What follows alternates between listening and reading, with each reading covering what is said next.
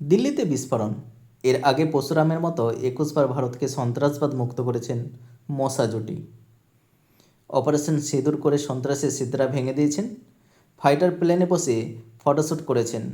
হাতে হেলমেট নিয়ে দেশজুড়ে হোর্ডিংয়ে কুচকাওয়াজ করেছেন।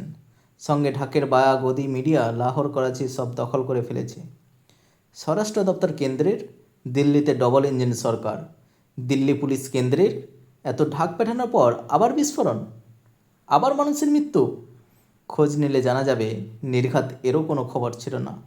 যেরকম নিরাপত্তা রক্ষীতে মরে দেওয়া কাশ্মীরের পহলগামে ঢুকে নির্বিবাদে কিছু ঘন্টা ধরে হত্যালীলা চালিয়ে যাওয়া জঙ্গিদেরও কোনো খবর ছিল না।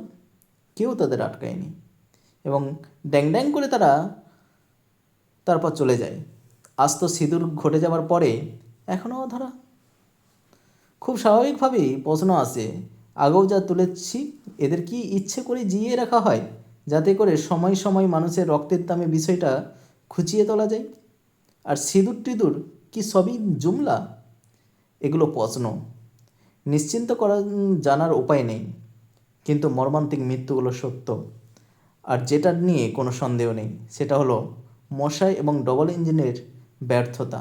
এরা নাকি নোটবন্দি করে ছিদ্রা ভেঙে দিয়েছে, সার্জিক্যাল স্ট্রাইক করে একই ছিদ্রা আবার ভেঙেছে, সিঁদুর অপারেশন করে সেই ছিদ্রা আবার ভেঙেছে। কিন্তু এদের আমলেই সন্ত্রাসবাদী আক্রমণ সর্বোচ্চ মাত্রায় পৌঁছেছে।